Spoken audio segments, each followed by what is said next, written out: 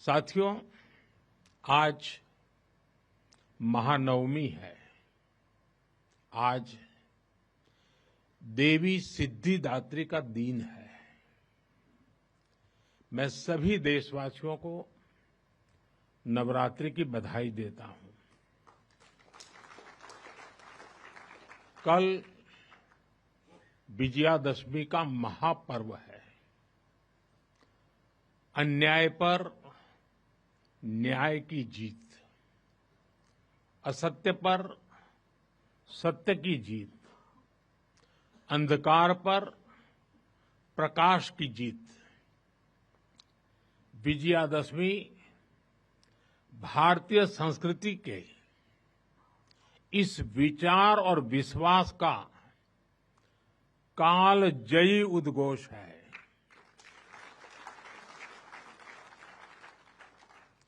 ऐसे महान पर्व पर 100 वर्ष पूर्व राष्ट्रीय स्वयंसेवक संघ की स्थापना ये कोई संयोग नहीं था। ये हजारों वर्षों से चली आ रही उस परंपरा का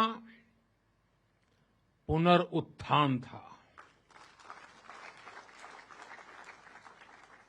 जिसमें राष्ट्र चेतना समय समय पर उस युग की चुनौतियों का सामना करने के लिए नए नए अवतारों में प्रकट होती है।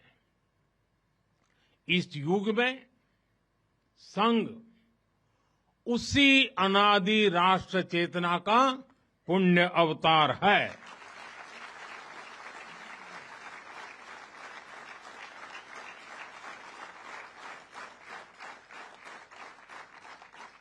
साथियों, यह हमारी पीढ़ी के स्वयंसेवकों का सौभाग्य है कि हमें संघ के शताब्दी वर्ष जैसा महान अवसर देखने को मिल रहा है। मैं आज इस अवसर पर राष्ट्र सेवा के संकल्प को समर्पित कोटि कोटि स्वयंसेवकों को शुभकामनाएं देता हूं, अभिनंदन करता हूं। मैं संघ के संस्थापक हम सभी के आदर्श परम पूज्य डॉक्टर हेडगेवार जी के चरणों में श्रद्धांजलि अर्पित करता हूं।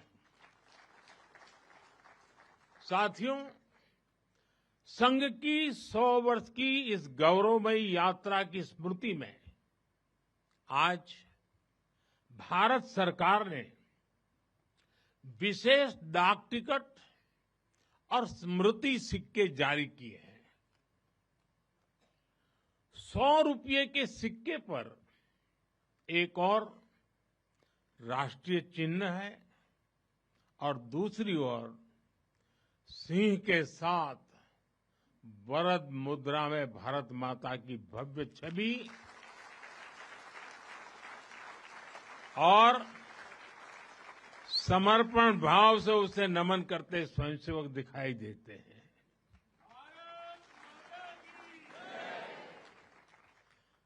भारतीय मुद्रा पर भारत माता की तस्वीर संभवतः स्वतंत्र भारत के इतिहास में पहली बार ऐसा हुआ है।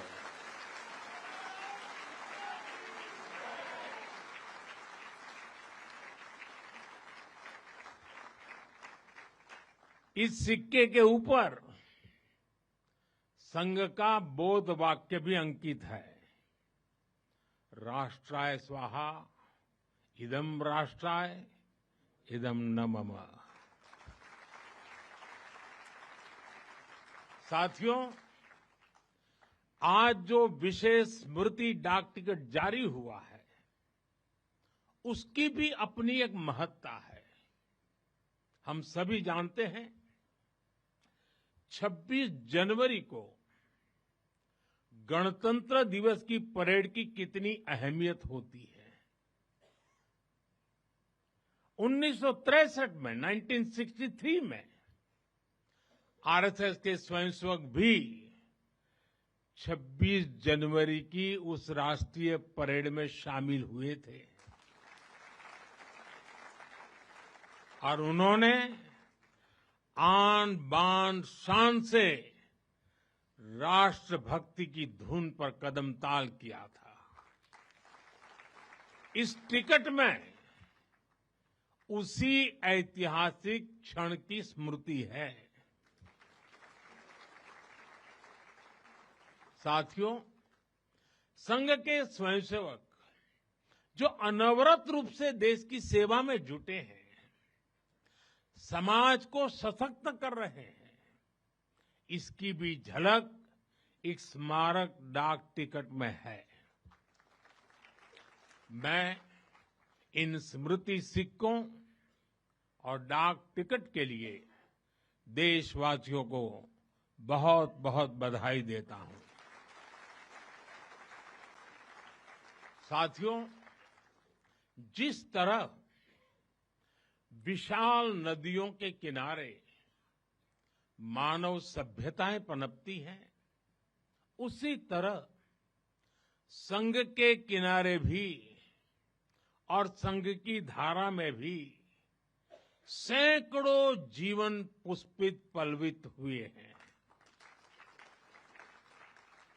जैसे एक नदी जिन रास्तों से बहती है, उन क्षेत्रों को, वहां की भूमि को, वहां के गांवों को सुजलाम सुफलाम बनाती हुई अपने जल से समृद्ध करती है, वैसे ही संघ ने इस देश के हर क्षेत्र, समाज के हर आयाम को स्पर्श किया है। यह अविरल तप का फल है, यह राष्ट्र प्रवाह प्रबल है। साथियों, जिस तरह एक नदी कई धाराओं में खुद को प्रकट करती है, हर धारा अलग अलग क्षेत्र को पोषित करती है, संघ की यात्रा भी ऐसी ही है। संघ के अलग अलग संगठन भी जीवन के हर पक्ष से जुड़कर राष्ट्र की सेवा करते हैं। शिक्षा हो, कृषि हो, समाज कल्याण हो, आदिवासी कल्याण हो, महिला सशक्तिकरण हो, कला और विज्ञान का क्षेत्र हो, हमारा श्रमिक भाई बहन हो, समाज जीवन के ऐसे कई क्षेत्रों में संघ निरंतर कार्य कर रहा है। और इस यात्रा की भी एक विशेषता रही है। संघ की एक धारा अनेक धारा तो बनी, मल्टीप्लाई तो होती गई, लेकिन उनमें कभी विरोधाभास पैदा नहीं हुआ, डिवीजन नहीं हुआ, क्योंकि हर धारा का, विविध क्षेत्र में काम करने वाले हर संगठन का उद्देश्य एक ही है, भाव एक ही है, राष्ट्र प्रथम, नेशन फर्स्ट। साथियों, अपने गठन के बाद से ही राष्ट्रीय स्वयंसेवक संघ विराट उद्देश्य लेकर चला और ये उद्देश्य रहा राष्ट्र निर्माण। इस उद्देश्य की पूर्ति के लिए संघ ने जो रास्ता चुना वो था व्यक्ति निर्माण से राष्ट्र निर्माण। और इस रास्ते पर सतत चलने के लिए जो कार्यपद्धति चुनी वो थी नित्य नियमित चलने वाली शाखा। साथियों, परम पूज्य डॉक्टर हेडगेवार जी जानते थे कि हमारा राष्ट्र तभी सशक्त होगा जब हर नागरिक के भीतर राष्ट्र के प्रति दायित्व का बोध जागृत होगा। हमारा राष्ट्र तभी ऊंचा उठेगा जब भारत का हर नागरिक राष्ट्र के लिए जीना सीखेगा। इसलिए वो व्यक्ति निर्माण में निरंतर जुटे रहे और उनका तरीका भी कुछ अलग ही था। परम पूज्य डॉक्टर हेडगेवार जी से हम बार बार सुना है, वो कहते थे जैसा है वैसा लेना है, जैसा चाहिए वैसा बनाना है। लोक संग्रह का डॉक्टर साहब का ये तरीका कुछ कुछ अगर समझना है तो हम कुम्हार को याद करते हैं। जैसे कुम्हार ईंट पकाता है तो जमीन की सामान्य सी मिट्टी से शुरू करता है। कुम्हार मिट्टी को लाता है, उस पर मेहनत करता है, उसे आकार देकर तपता है, खुद भी तपता है, मिट्टी को भी तपाता है, फिर उन ईंटों को इकट्ठा करके उनसे भव्य इमारत बनाता है। ऐसे ही डॉक्टर साहब बिल्कुल सामान्य लोगों को चुनते थे, फिर उनको सिखाते थे, विजन देते थे, उनको गढ़ते थे। इस तरह वो देश के लिए समर्पित स्वयंसेवक तैयार करते थे। इसलिए संघ के बारे में कहा जाता है कि इसमें सामान्य लोग मिलकर असामान्य अभूतपूर्व कार्य करते हैं। साथियों, व्यक्ति निर्माण की ये सुंदर प्रक्रिया हम आज भी संघ की शाखाओं में देखते हैं। संघ शाखा का मैदान एक ऐसी प्रेरणा भूमि है जहां से स्वयं सेवक की अहम से वयम की यात्रा शुरू होती है। संघ की शाखाएं व्यक्ति निर्माण की यज्ञ वेदी है। इन शाखाओं में व्यक्ति का शारीरिक, मानसिक और सामाजिक विकास होता है। स्वयंसेवकों के मन में राष्ट्र सेवा का भाव और साहस दिन प्रतिदिन पनपता रहता है। उनके लिए त्याग और समर्पण सहज हो जाता है। श्रेय के लिए प्रतिस्पर्धा की भावना समाप्त हो जाती है और उन्हें सामूहिक निर्णय और सामूहिक कार्य का संस्कार मिलता है।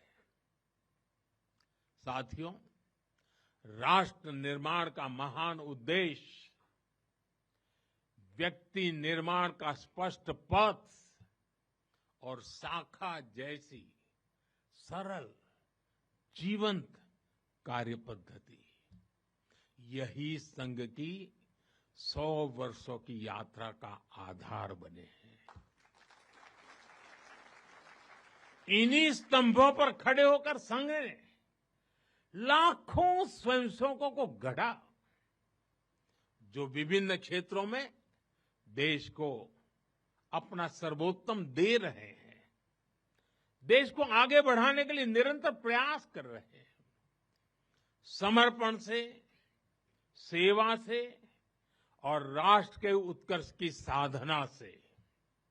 साथियों, संघ जब से अस्तित्व में आया, संघ के लिए देश की प्राथमिकता ही उसकी अपनी प्राथमिकता रही है। इसलिए जिस कालखंड में जो बड़ी चुनौती देश के सामने आई, संघ ने उस कालखंड के अंदर अपने आप को झोंक दिया, संघ उससे जूझता रहा। आजादी की लड़ाई के समय देखें तो परम पूज्य डॉक्टर हेडगेवार जी समेत अनेक कार्यकर्ता ने स्वतंत्रता आंदोलन में हिस्सा लिया। डॉक्टर साहब कई बार जेल तक गए। आजादी की लड़ाई की कितने ही स्वतंत्रता सेनानियों को संघ संरक्षण देता रहा, उनके साथ कंधे से कंधा मिलाकर काम करता रहा। 1942 में 1942 में जब चिमूर में अंग्रेजों के खिलाफ आंदोलन हुआ तो उसमें अनेक स्वयंसेवकों को अंग्रेजों के भीषण अत्याचार का सामना करना पड़ा। आजादी के बाद भी हैदराबाद में निजाम के अत्याचारों से के खिलाफ संघर्ष से लेकर गोवा के स्वतंत्रता आंदोलन और दादरा नगर हवेली की मुक्ति तक संघ ने कितने ही बलिदान दिए और भाव एक ही रहा, राष्ट्र प्रथम। लक्ष्य एक ही रहा, एक भारत श्रेष्ठ भारत। साथियों, राष्ट्र साधना की इस यात्रा में ऐसा नहीं है कि संघ पर हमले नहीं हुए, संघ के खिलाफ साजिशें नहीं हुई। हमने देखा है कैसे आजादी के बाद भी संघ को कुचलने का प्रयास हुआ, मुख्य धारा में आने देने का और उसे न आने से रोकने का अनगिनत षड्यंत्र हुए।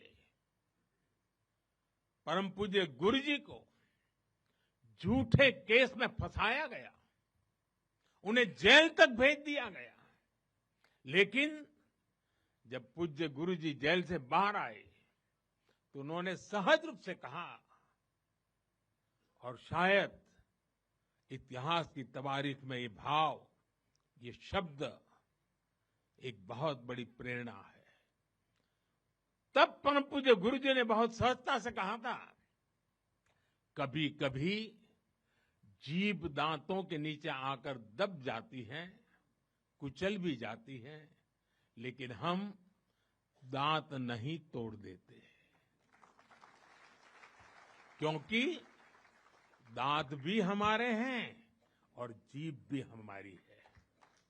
आप कल्पना कर सकते हैं, जिन्हें जेल में इतनी यातनाएं दी गई, जिन पर भांति भांति के अत्याचार हुए, उसके बाद भी परम पूज्य गुरु जी के मन में कोई रोष नहीं था, कोई दुर्भावना नहीं थी। यही परम पूज्य गुरु जी का ऋषि तुल्य व्यक्तित्व था। उनकी यही वैचारिक स्पष्टता संघ के प्रत्येक स्वयंसेवक के जीवन के मार्गदर्शक बनी। इसी ने समाज के प्रति एकात्मता और आत्मीयता के संस्कारों को सशक्त किया। और इसलिए चाहे संघ पर प्रतिबंध लगे, चाहे षड्यंत्र हुए, झूठे मुकदमे हुए, संघ के स्वयंसेवकों ने कभी कटुता को स्थान नहीं दिया, क्योंकि वो जानते हैं हम समाज से अलग नहीं है। समाज हम सबसे ही तो बना है। जो अच्छा है वो भी हमारा है, जो कम अच्छा है वो भी हमारा है। साथियों, और दूसरी बात, जिसने कभी कटुता को जन्म नहीं दिया, वो है प्रत्येक स्वयंसेवक का लोकतंत्र और संवैधानिक संस्थाओं में अडिग विश्वास। जब देश पर इमरजेंसी थोपी गई तो इसी एक विश्वास ने हर स्वयंसेवक को ताकत दी, उसे संघर्ष करने की क्षमता दी। इन्हीं दो मूल्यों, समाज के साथ एकात्मता और संवैधानिक संस्थाओं के प्रति आस्था ने संघ के स्वयंसेवकों को हर संकट में स्थित प्रज्ञ बना के रखा, समाज के प्रति संवेदनशील बनाए रखा। इसलिए समाज के अनेक थपेड़े झेलते हुए भी संघ आज तक विराट वट वृक्ष की तरह अडिग खड़ा है। देश और समाज की सेवा में निरंतर कार्य कर रहा है। अभी यहां हमारे एक स्वयंसेवक ने इतनी सुंदर प्रस्तुति दी, शून्य से एक शतक बने, शून्य से एक शतक बने, अंक की मन भावना, भारती की जय विजय हो, ले हृदय में प्रेरणा, कर रहे हम साधना, मातृभू आराधना।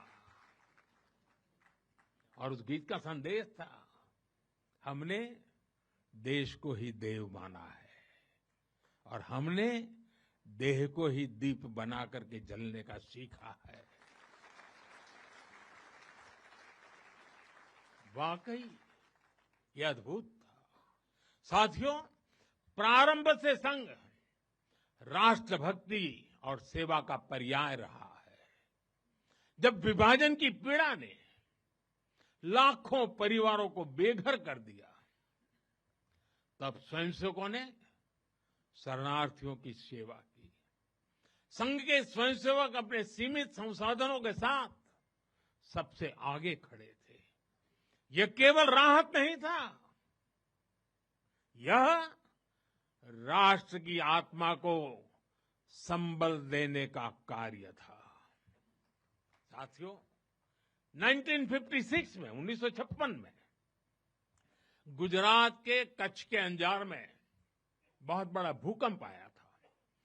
तबाही इतनी बड़ी थी, चारों ओर विनाश का दृश्य था। उस समय भी संघ के स्वयंसेवक राहत और बचाव में जुटे थे।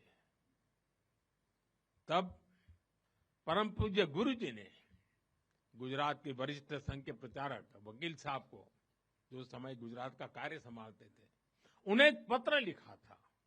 उन्होंने लिखा था, किसी दूसरे के दुख को दूर करने के लिए निस्वार्थ भाव से खुद कष्ट उठाना एक श्रेष्ठ हृदय का परिचायक है।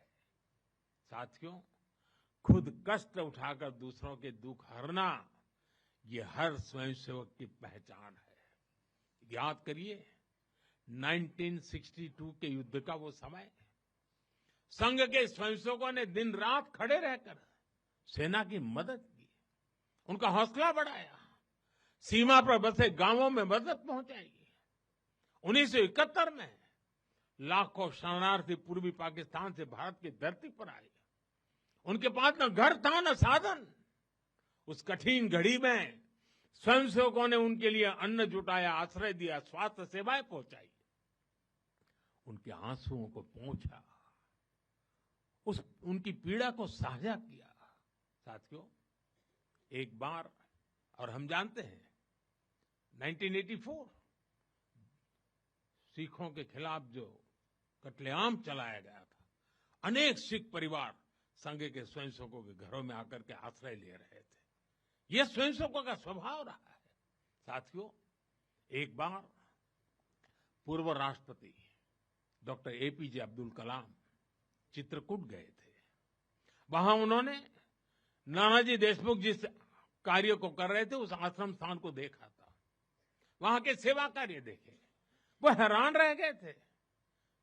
उसी प्रकार से पूर्व राष्ट्रपति प्रणब मुखर्जी भी जब नागपुर गए, तो वो भी संघ के अनुशासन, संघ की सादगी, उसको देखकर बहुत प्रभावित हुए थे। साथियों, आज भी आप देखें, पंजाब की बाढ़, हिमाचल उत्तराखंड की आपदा, केरल के वायनाड की त्रासदी, हर जगह स्वयंसेवक सबसे पहले पहुंचने वालों में से एक रहते हैं।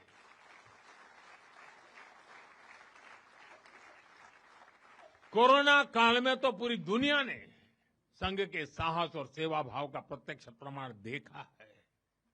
साथियों, अपनी 100 वर्ष की इस यात्रा में संघ का एक बड़ा काम ये रहा है, उसने समाज के अलग अलग वर्गों में आत्मबोध जगाया, स्वाभिमान जगाया।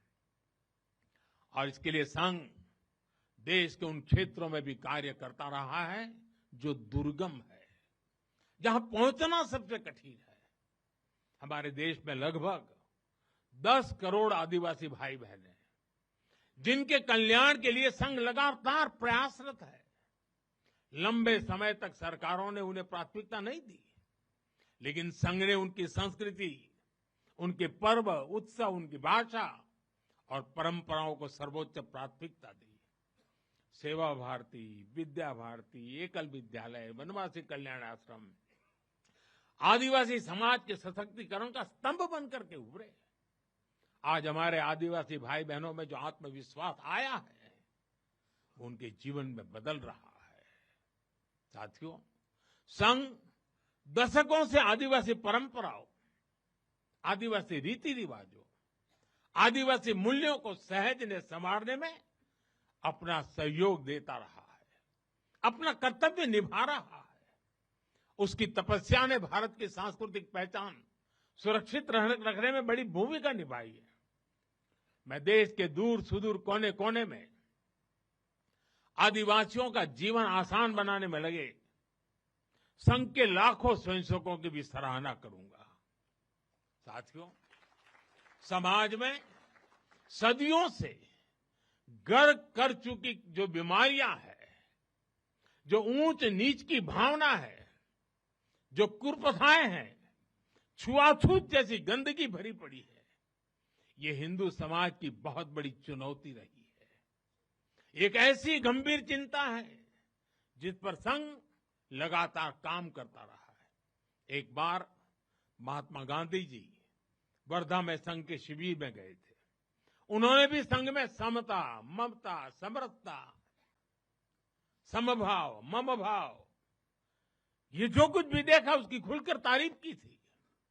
और आप देखिए, डॉक्टर साहब से लेकर आज तक संघ की हर महान विभूति ने, हर सरसंघ चालक ने भेदभाव और छुआछूत के खिलाफ लड़ाई लड़ी है। परम पूज्य गुरु जी ने निरंतर न हिंदू पतितो भवेत की भावना को आगे बढ़ाया। यानी हर हिंदू एक ही परिवार है, कोई भी हिंदू कभी पतित या नीचा नहीं हो सकता।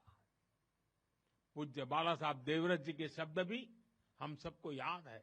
वो कहते थे, छुआछूत अगर पाप नहीं, छुआछूत अगर पाप नहीं तो दुनिया में कोई पाप नहीं है। सरसंघ चालक रहते हुए पूज्य रज्जू भैया जी और पूज्य सुदर्शन जी ने भी इसी भावना को आगे बढ़ाया। वर्तमान सरसंघ चालक आदरणीय मोहन भागवत जी ने भी समरसता के लिए समाज के सामने स्पष्ट लक्ष्य रखा है और गांव गांव तक इस बात की ज्योत जगाई है। क्या है वो? उन्होंने कहा, एक कुआं, एक मंदिर और एक श्मशान। इसे लेकर संघ देश के कोने कोने में गया है। कोई भेदभाव नहीं, कोई मतभेद नहीं, कोई मनभेद नहीं। यही समरसता का आधार है, यही सर्वसमावेशी समाज का संकल्प है। और संघ इसी को निरंतर नई शक्ति दे रहा है, नई ऊर्जा दे रहा है। साथियों, जब 100 साल पहले संघ अस्तित्व में आया था तो उस समय की आवश्यकताएं, उस समय के संघर्ष कुछ और थे।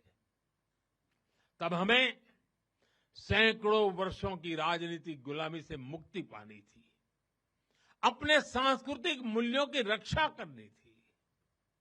लेकिन आज 100 वर्ष बाद जब भारत विकसित होने की तरफ बढ़ रहा है, जब भारत दुनिया की तीसरी सबसे बड़ी इकोनॉमी बनने जा रहा है,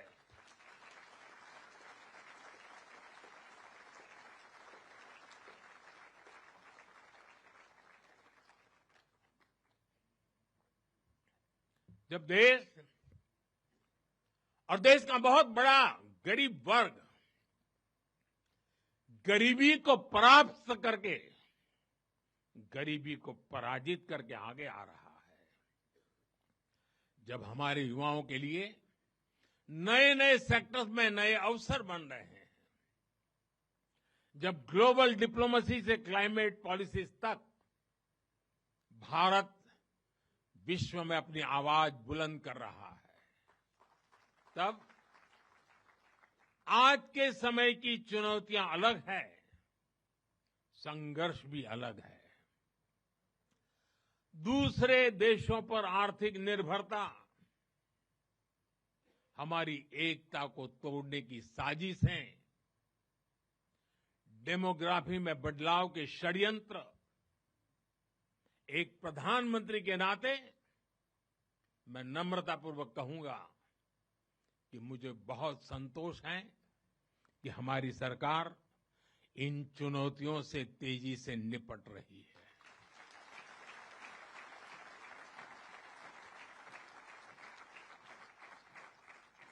वहीं एक स्वयंसेवक के नाते मुझे ये भी खुशी है कि राष्ट्रीय स्वयंसेवक संघ ने न केवल इन चुनौतियों को पहचान की है, बल्कि इन चुनौतियों से निपटने के लिए ठोस रोड मैप भी बनाया है।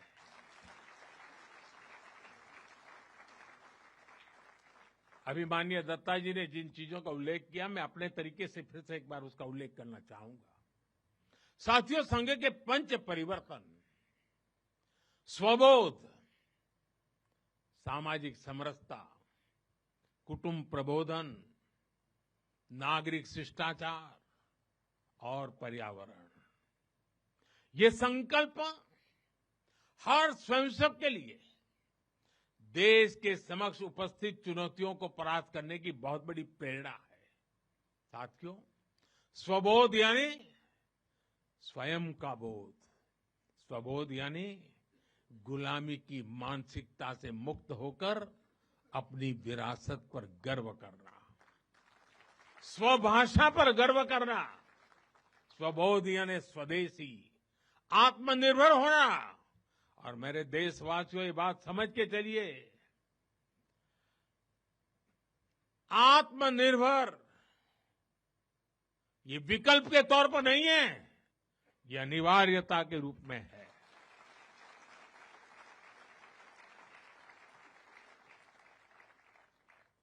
हमें स्वदेशी के अपने मूल मंत्र को समाज का संकल्प बनाना है। हमें वोकल फॉर लोकल के अभियान को उसकी सफलता के लिए वोकल फॉर लोकल ये हमारा निरंतर एक नई ऊर्जा प्रदान करने वाला घोषवाक्य होना चाहिए, प्रयास होना चाहिए। साथियों, संघ ने सामाजिक समरसता को हमेशा अपनी प्राथमिकता बनाए रखा है। सामाजिक समरसता यानी वंचित को वरीयता देकर सामाजिक न्याय की स्थापना करना, देश की एकता को बढ़ाना।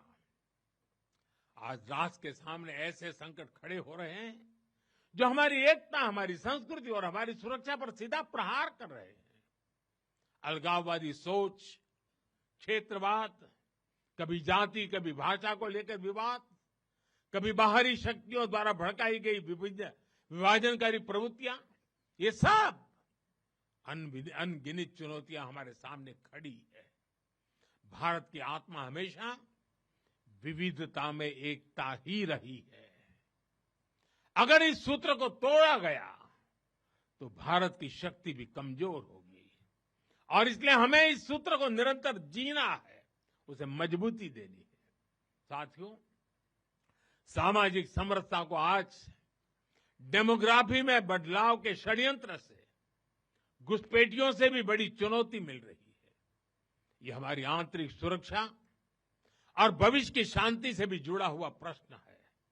और इसलिए मैंने लाल किले से डेमोग्राफी मिशन की घोषणा की है।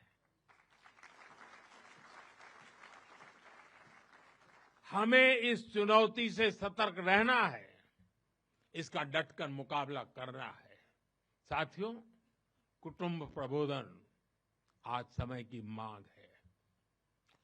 जो समाज शास्त्र के सदियों से चली आई पंडितों की भाषा है, उनका कहना है, हजारों साल तक भारत के जीवन में जो प्राण शक्ति रही है, उसके अंदर एक कारण उसकी परिवार संस्था है। भारतीय समाज व्यवस्था की सबसे मजबूत इकाई अगर कोई है तो भारतीय समाज में पनपी हुई एक मजबूत परिवार व्यवस्था है। कुटुंब प्रबोधन यानी उस परिवार संस्कृति का पोषण जो भारतीय सभ्यता का आधार है, जो भारतीय संस्कृति से प्रेरित है, जो जड़ों से जुड़े हैं। परिवार के मूल्य, बुजुर्गों का सम्मान, नारी शक्ति का आदर, नौजवानों में संस्कार, अपने परिवार के प्रति दायित्व को निभाना, उसे समझना उस दिशा में परिवार को, समाज को जागरूक करना बहुत ही आवश्यक है। साथियों, अलग अलग कालखंड में जो भी देश आगे बढ़ा, उसमें नागरिक शिष्टाचार की बहुत बड़ी भूमिका रही है। नागरिक शिष्टाचार अर्थात कर्तव्य की भावना, नागरिक कर्तव्य का बोध हर देशवासी में हो। स्वच्छता को बढ़ावा, देश की संपत्ति का सम्मान, नियमों और कानूनों का सम्मान, हमें इसे लेकर आगे बढ़ना है। हमारे संविधान की भावना है नागरिक अपने कर्तव्यों का पालन करे। हमें संविधान की इसी भावना को निरंतर सशक्त करना है।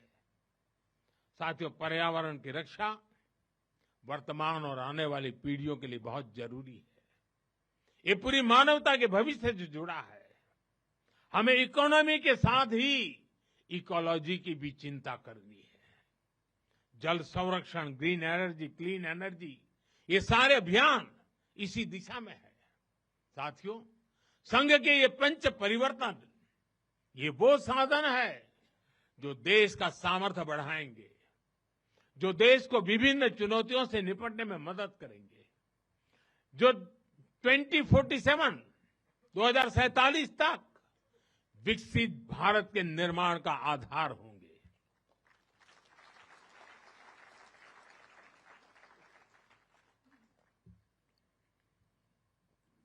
साथियों, 2047 का भारत तत्वज्ञान और विज्ञान, सेवा और समरसता से गढ़ा हुआ वैभवशाली भारत हो। यही संघ की दृष्टि है, यही हम सब स्वयंसेवकों की साधना है और यही हमारा संकल्प है। साथियों, हमें हमेशा हमेशा याद रखना है, संघ बना है राष्ट्र के प्रति अटूट आस्था से। संघ चला है राष्ट्र के प्रति अगाध सेवा के भाव से। संघ तपा है त्याग और तपस्या की अग्नि में। संघ निखरा है संस्कार और साधना के संगम से। संघ खड़ा है राष्ट्र धर्म को जीवन का परम धर्म मान करके। संघ जुड़ा है भारत माता की सेवा के विराट स्वप्न से। साथियों, संघ का आदर्श है संस्कृति की जड़ें गहरी और सशक्त हो। संघ का प्रयास है समाज में आत्मविश्वास और आत्मगौरव हो। संघ का लक्ष्य है हर हृदय में जन सेवा की ज्योति प्रज्वलित हो। संघ का दृष्टिकोण है भारतीय समाज सामाजिक न्याय का प्रतीक बने। संघ का ध्येय है विश्व मंच पर भारत की वाणी और भी प्रभावी बने। संघ का संकल्प है भारत का भविष्य सुरक्षित और उज्जवल बने। मैं एक बार फिर आप सभी को इस ऐतिहासिक अवसर की बधाई देता हूं। कल विजयादशमी का पावन पर्व है। हम सबके जीवन में विजयादशमी का एक विशेष महत्व है। मैं उसके लिए भी आप सबको शुभकामनाएं देते हुए मेरी वाणी को विराम देता हूं। बहुत बहुत धन्यवाद।